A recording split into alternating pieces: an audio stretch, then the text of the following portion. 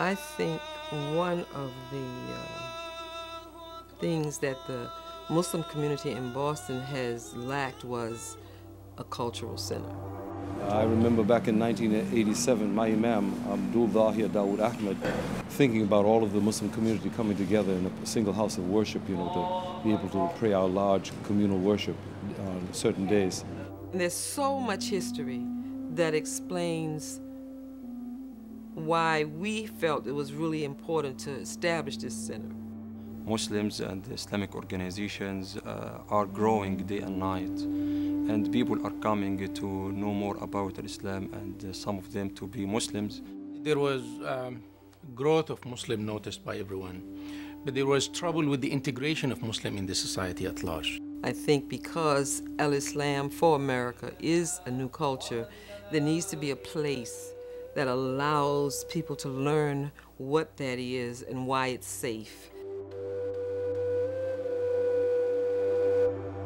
The building has basically two axes. The one that connects the building to the street at Malcolm X Boulevard and sort of directs people in through the gate of peace into the main worship area.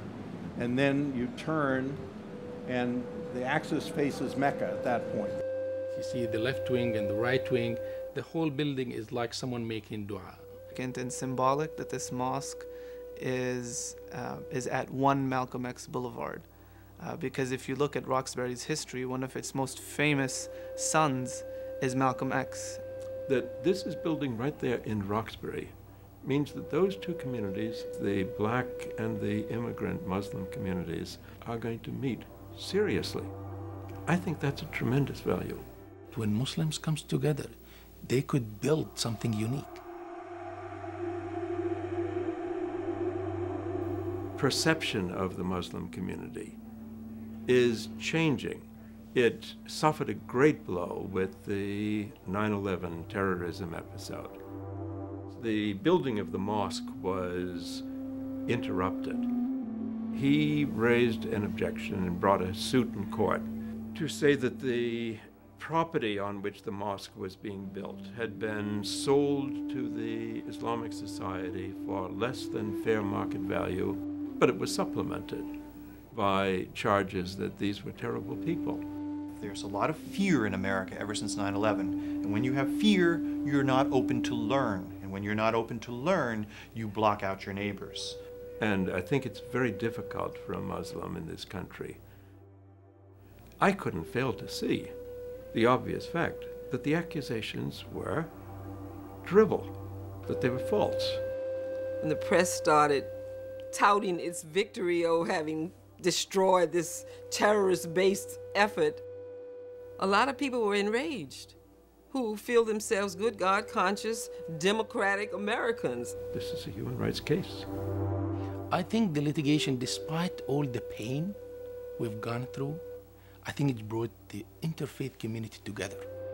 And our people actually are looking for this unity and solidarity between the different groups. I think it really is a chance for the Muslim community to reach out to all those extended hands. The opening of this beautiful mosque and cultural center should be a source of pride, not just to the ISB, but to the city of Boston and the entire Commonwealth. In the name of all of the Catholics of the Archdiocese, congratulate you for this wonderful day. Celebrate this moment. Celebrate this moment. This is the moment we have been waiting for 2 decades, and Muslims deserve to celebrate this moment. I was there at the minaret capping day, and what I saw was this beautiful sort of microcosm of the larger Muslim world. Right there, I've never seen such a mixing of Muslims. Every color, every different national origin. As soon as all the crowd around me started standing up and singing and watching the cat move up across the sky together, it was, oh, what is the word? It was so incredibly powerful, moving. It was like a dream. It was a miracle. I think this mosque is going to be one of the beautiful jewels in the Boston skyline. Now you look out from Mission Hill and you see church towers and courthouses, and you see our minaret.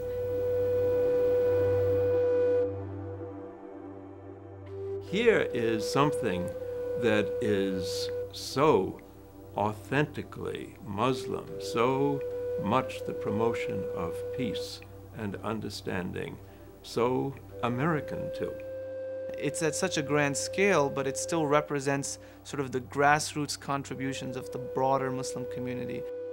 So too, we believe our cousins in Abraham, the Muslims, should do. They should build great mosques, they should build great schools and then great universities, and they should share what they have with all Americans. The Roxbury Mosque is not only a symbol, it is a powerful incitement to everyone to come and learn together. The young Muslims, as they are educated in this way of life, will realize that the only barriers that we have are the ones that we make.